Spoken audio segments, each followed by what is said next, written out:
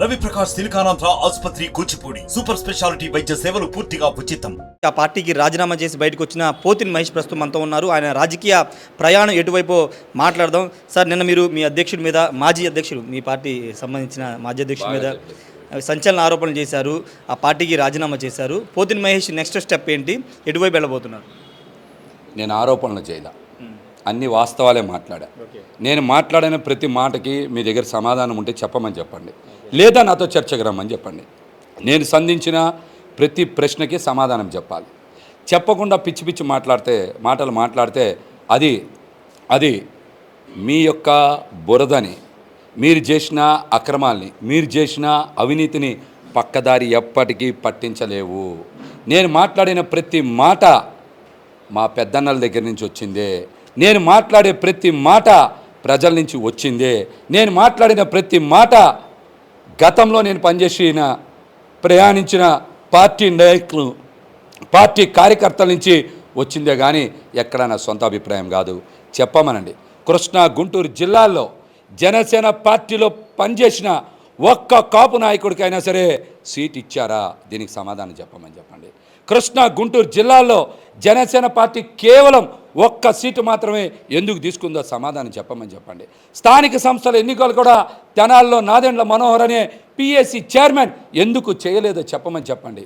అసలు భీమవరం గెలిచే సీటుని వదులుకొని పిఠాపురం వెళ్లాల్సిన అవసరం ఏమొచ్చిందో సమాధానం చెప్పమని చెప్పండి.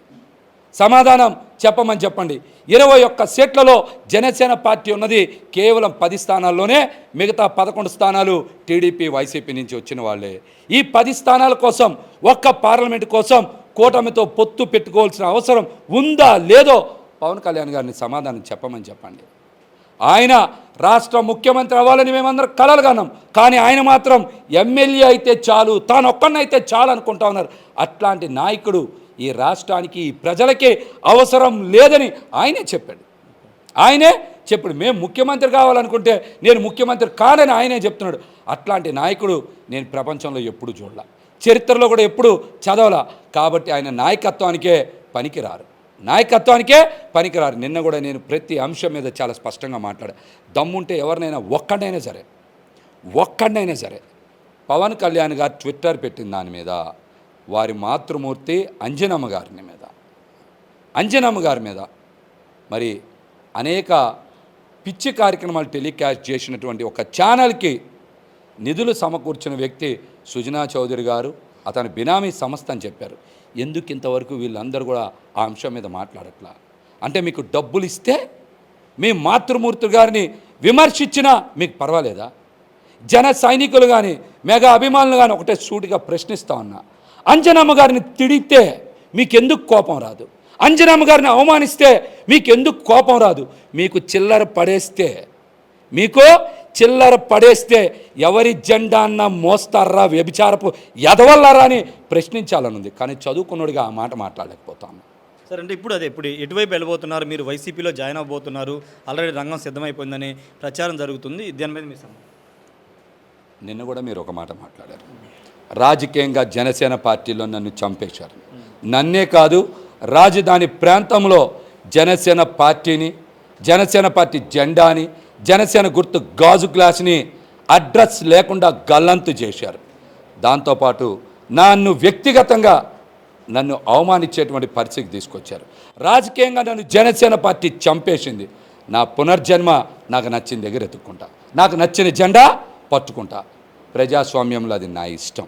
నేను రాజకీయంగా చంపేసినటువంటి పార్టీ నుంచి బయటకు వచ్చిన తర్వాత పునర్జన్మలో సంక్షేమ పథకాలు అందించేటువంటి వ్యక్తితో, రాష్ట్ర అభివృద్ధి గురించి అనేక కార్యక్రమాలు చేసినటువంటి వ్యక్తితో, మాట ఇస్తే మాట మీద నిలబడేటువంటి వ్యక్తితో, మడమ తిప్పనటువంటి వ్యక్తులతో ప్రయాణం చేయాలని మరి మా నాయకులు, కార్యకర్తలు, సన్నిహితులు అందరూ చెప్తా ఉన్నారు. ఆ దిశగానే మా ప్రయాణం సాగాలని మనస్ఫూర్తిగా కోరుకుంటాం. అంటే మాట తప్పని, మడమ తప్పని మాటలు చెప్పేది ముఖ్యమంత్రి జగన్మోహన్ రెడ్డి. సంక్షేమ పథకాలు ఇప్పుడు అందించే ఏకైక ముఖ్యమంత్రి జగన్మోహన్ రెడ్డి. అంటే ముఖ్యమంత్రి వైసీపీలో జాయిన్ అవబోతున్నారు నుంచి డైరెక్ట్ చెప్పారు. చూస్తాను, అందరూ తొందరలో చూస్తారు. అన్ని ప్రశ్నలకి కొద్ది రోజుల్లోనే సమాధానం దొరుకుతుంది. మా వాళ్ళందరూ కూడా చెప్పిన మాటని మీకు చెప్పా, మీకు ఎలా అర్థమైతే అలా అర్థం చేసుకోండి. అంటే ఏమైనా ఆఫర్ ఇచ్చారా సార్? ఎమ్మెల్యే అభ్యర్థికి సంబంధించి కానీ, భవిష్యత్తులో గెలిచిన తర్వాత మంత్రి పదవి లాంటివి ఏమైనా ఆఫర్ చేశారా? నేను మీకు చెప్పా, ఉగాది రోజు నేను మీతో మాట్లాడుతున్నాను. ఎక్కడా కూడా కొద్దిగా టైం పడుతుందని మీతో చెప్పాను. నేను ఎటువంటి అంశాల మీద కూడా ఎవరితో మాట్లాడాల. నేను పనిచేసిన చోట నేను ఎంతో నిబద్ధతతో పనిచేసి కేసులు పెట్టించుకొని ఆస్తులు అమ్ముకొని ఎంతో నిబద్ధతతో క్రమశిక్షణతో విధేయతతో పనిచేసిన దగ్గరే మాకు విలువ లేదు కదా. కొత్త పార్టీలో ఎలా ఉంటారు, ఏముంటారు, ఇవన్నీ కూడా ఎవరైనా మాట్లాడితే అది చాలా తొందరపాటు చర్య అయింది. కాబట్టి అటువంటి మాటలకి ఆస్కారం లేకుండా ఏమి ఆశించకుండా ప్రజాసేవలో నిమగ్నం అవ్వాలి. ఒక పార్టీకి ఏ విధంగా పనిచేయాలనేటువంటి ఆలోచన అందరూ కూడా చెప్తా ఉన్నారు. కాబట్టి ఆ దిశగానే అడుగులు ముందుకు వేస్తాం. అంటే మీరు ఎమ్మెల్యేగా పోటీ చేయాలనుకున్నారు, మీరు 5 ఏళ్లుగా కష్టపడ్డారు, కానీ ఇప్పుడు ఎమ్మెల్యే సీట్ రానందువల్ల మీరు బయటకు వచ్చారు. మీ పార్టీ సరైన గుర్తింపు మీకు సరైన న్యాయం చేయలేదు, సంప్రదించలేదు సీట్ ఇచ్చినప్పుడు. ఇవన్నీ జరిగిన కారణాలు. ఇప్పుడు ఒకవేళ పార్టీలో వైసీపీలోకి వెళ్తే అక్కడ సీట్ ఇచ్చే అవకాశం ఎంతవరకు ఉందనుకుంటున్నారు? ఎంతవరకు మీరు అడ్జస్ట్ అయ్యే అవకాశం? ఎందుకంటే 5 ఏళ్ళు అదే పార్టీ మీద మీరు ఫైట్ చేశారు, లోకల్గా ఉన్న వెల్లంపల్లి మీద ఫైట్ చేశారు. ఇప్పుడు అక్కడ ఎంతవరకు అడ్జస్ట్ అయ్యే అవకాశం ఉంది? మార్చి 15 నుంచి మీరు నాతో ప్రయాణం చేశారు. ప్రతిదీ కూడా టెలికాస్ట్ చేశారు, లైవ్లు ఇచ్చారు. నేను ఎక్కడైనా సరే డైరెక్ట్గా నాకు విజయవాడ వెస్ట్ స్థానం కావాలని అడగడంతో పాటు రాజధాని ప్రాంతంలో ఖచ్చితంగా జనసేన పార్టీ జెండా ఉండాలి, జనసేన పార్టీ ఉనికి ఉండాలి, గాజు గ్లాస్ గుర్తు సింబల్ ఉండాలని మాట్లాడాను. నేను వెస్ట్లో బాగా పనిచేశాం కాబట్టి ఇక్కడ మాకు సీట్ ఇస్తే రాజధాని ప్రాంతంలో ఉనికి కాపాడతామని మాట్లాడాను నేను. అలా కాకుండా ఎక్కడో మైలవరంలోనో అనుకుందాం, జనసేన పార్టీ పనిచేసిన దగ్గర మైలవరంలోనో, విజయవాడ సెంట్రల్లోనో, లేకపోతే ఇంకెక్కడ పెడన్లోనో, లేకపోతే అవనిగడ్డలోనో, ఇలాగ అనేక ప్రాంతాల్లో జనసేన పార్టీలో ఉండేటువంటి జనసేన పార్టీ కోసం పనిచేసినటువంటి కాపు నాయకులకు ఇతర నాయకులకు ఇస్తే నేను కూడా ఇలా బలంగా మాట్లాడే పరిస్థితి వచ్చేది కాదేమో. నేను నిస్వార్థంగానే కదా మాట్లాడా. మరి ఎందుకు నేను చెప్పినటువంటి అంశాన్ని పరిగణలోకి తీసుకోలేదు? నేను ఎక్కడా వ్యక్తిగత స్వార్థంతో మాట్లాడడం లేదు. 25 కేజీల బియ్యం కాదు, 25 సంవత్సరాల భవిష్యత్తు ఇస్తానన్నటువంటి వ్యక్తి 21 సీట్లలో కేవలం 10 సీట్ల లోపే జనసేన పార్టీకి కేటాయించి 11 సీట్లు మెజార్టీ తెలుగుదేశం పార్టీకి కేటాయిస్తే దీన్ని మ్యాచ్ ఫిక్సింగ్ అంటారా, ప్యాకేజ్ అంటారా, ఆర్థిక వనరుల కోసం అంటారా, 25 సంవత్సరాల భవిష్యత్తు కోసం అంటారా అనే దాని మీద స్పష్టంగా జనసేన పార్టీ నాయకులు కానీ, నాదెండ్ల మనోహర్ కానీ, పవన్ కళ్యాణ్ గారు కానీ సమాధానం చెప్పాలి. నేను మాట్లాడుతున్నది పార్టీ ఉనికి కోసం మాట్లాడాను. నిన్నటి వరకు నేను రాజీనామా చేశా. ఇంకా నాకు ఆ పార్టీ ఉనికి ఉంటుందా ఉండదా నాకు ఈ పని లేదు. కానీ నేను నిస్వార్థంగానే మాట్లాడాను. సార్, మీరు వెళ్ళాలనుకుంటున్న పార్టీ సంక్షేమ పథకాలు ఇచ్చే వ్యక్తి, మాట మీద నిలబడే వ్యక్తి మీద మీరు విమర్శలు చేశారు. అక్కడ ఎంతవరకు మీరు రిజిస్ట్ అవ్వగలరు అనేది కదా. మీరు ఒకటే గుర్తుపెట్టుకోండి,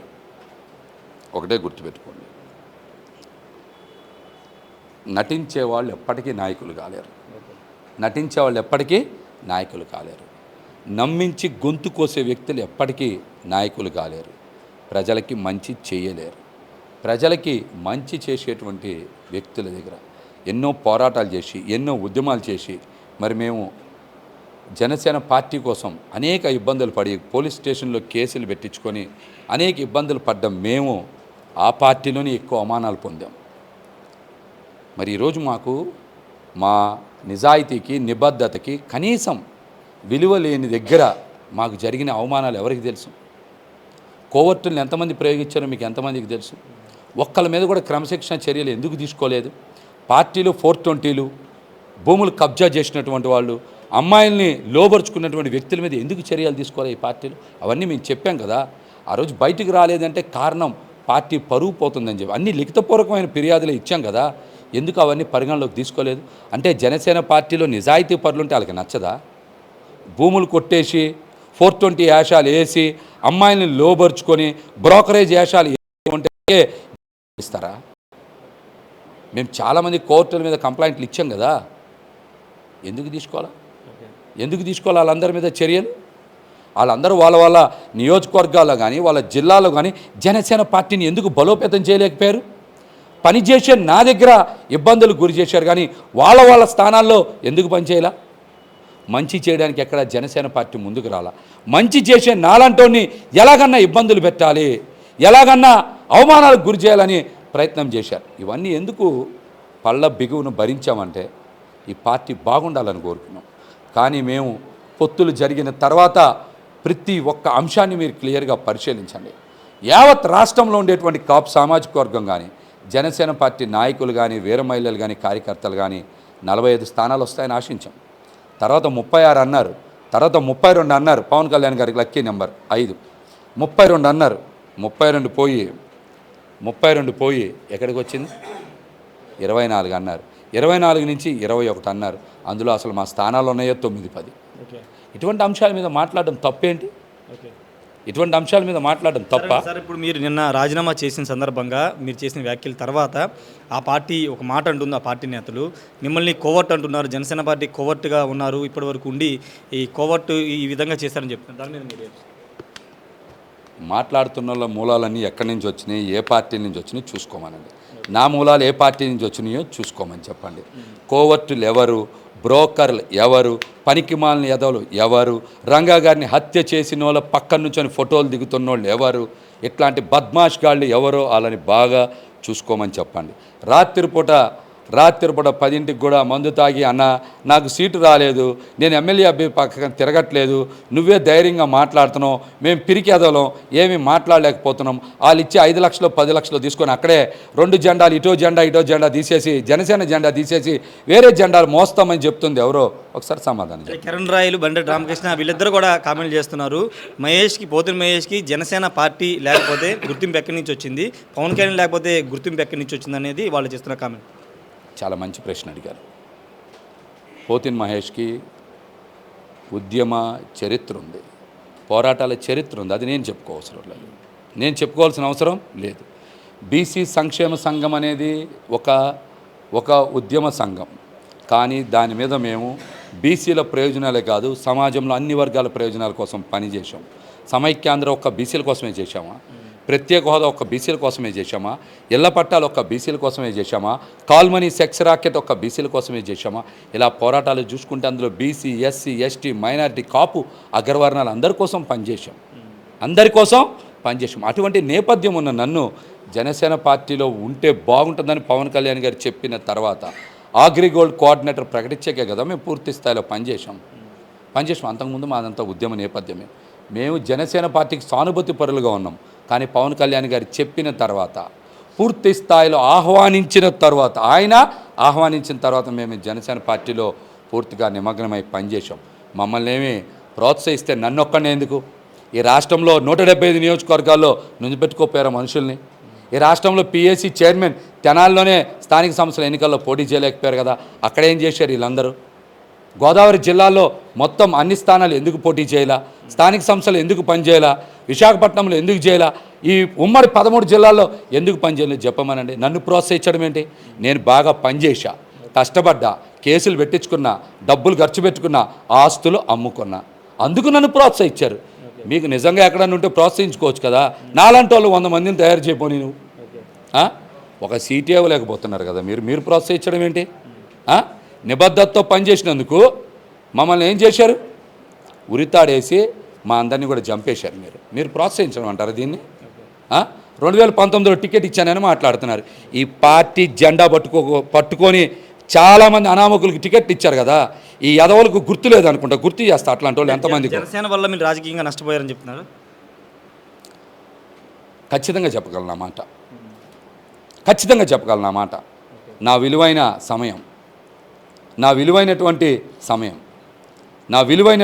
డబ్బు, నా కుటుంబ నేపథ్యం, నాతో పాటు నా బంధువులు, మిత్రులు, జనసేన పార్టీ కేడర్ కూడా నష్టపోయింది. వాళ్ళు ఎవరికి భవిష్యత్తు లేదు. మేము నష్టపోయాం. మళ్ళీ కూడా స్థానిక సంస్థల ఎన్నికల్లో నేను చెప్పలా, పవన్ కళ్యాణ్ గారే చెప్పారు. 1/3 స్థానాలు మాత్రమే మనం తీసుకుంటామని చెప్పి, ఆ 1/3 స్థానాల్లో బీజేపీకి కూడా మళ్ళీ 50% ఇవ్వాలంటున్నారు. అంటే 1/6 అవుతుంది. ఒక నియోజకవర్గంలో 21, 22 డివిజన్లు ఉంటే అప్పుడు 1/6 అంటే 3-4 సీట్లు కూడా రావు. ఆ 3-4 సీట్లు కూడా జనసేన పార్టీ నాయకులకే ఇస్తారనే గ్యారెంటీ ఏంటి? నాలాంటి వాడికే అవకాశం కల్పించకపోతే కింది స్థాయిలో ఉన్న వాళ్ళకేం అవకాశం కల్పిస్తారు? ఖచ్చితంగా వాళ్ళని మోసం చేసే తీరుతారు. అసలు ఈ పార్టీ ఉండదు. ఆల్రెడీ మ్యాచ్ ఫిక్సింగ్లో భాగంగానే తెలుగుదేశం పార్టీ అధిష్టానానికి చంద్రబాబు నాయుడు గారికి పవన్ కళ్యాణ్ గారు ఎప్పుడో ఈ పార్టీని బదలాయిచ్చేశారు. ఫైనల్ కూడా చెప్పండి, ఉగాది రోజున పవన్ కళ్యాణ్ పిఠాపురంలో తన ఇంటిని గృహప్రవేశం చేసుకున్నారు. మీరు కామెంట్ చేశారు, ఆయన భార్య జనావతో గృహప్రవేశం చేయమని దానికి సమాధానం చెప్పమని చెప్పారు. ఈరోజు ఆయన గృహప్రవేశం కేవలం ఆయన ఒక్కడే చేశారు, ఏం చెప్తారు? నేను చెప్పడం ఏంటండి? నేను చెప్పడం ఏంటి? నేనేం చెప్పా? ఎవరైనా సరే ఈ రాష్ట్రంలో ఒక సొంత ఇల్లు కట్టుకున్నప్పుడు ఏం చేస్తారు? అందరూ కూడా భార్యాభర్తలు కలిసి గృహప్రవేశం చేస్తారు. పోనీ ఒక సత్యనారాయణ స్వామి వ్రతం చేసుకుంటే ఏం చేస్తారు? భార్యాభర్తలు కలిసి పట్టుబట్టలు వేసుకొని వెళ్తారు. నేను కూడా చూడాలనుకున్నా కళ్ళతో, నేను కూడా ఇద్దరిని కలిపి చూడాలనుకున్నా. వస్తారా రారా అని చెప్పాల్సింది ఆయన. వస్తారేమోనని ఆశించా. వస్తే నాకు చెప్పండి, నేను కూడా చూస్తా. వస్తే చూస్తా, వచ్చారో లేదో మీరు చూసి చెప్పాలి నాకు కూడా. నేనేది చూడలే ఇంతవరకు టీవీ, మీరు వస్తారో లేదో చూసి చెప్పండి నాకు. సార్ ఫైనల్గా ఇంకా కొనసాగుతుందా? మీ దగ్గర ఇంకా చాలా ఉన్నాయి బయట పెట్టాల్సిన చెప్తున్నారు, కొనసాగబోతుందా జనసేన పార్టీ మీద? నేను చేసే ఈ పోరాటంలో ముఖ్యంగా ఇవాళ చాలామంది మాట్లాడచ్చు.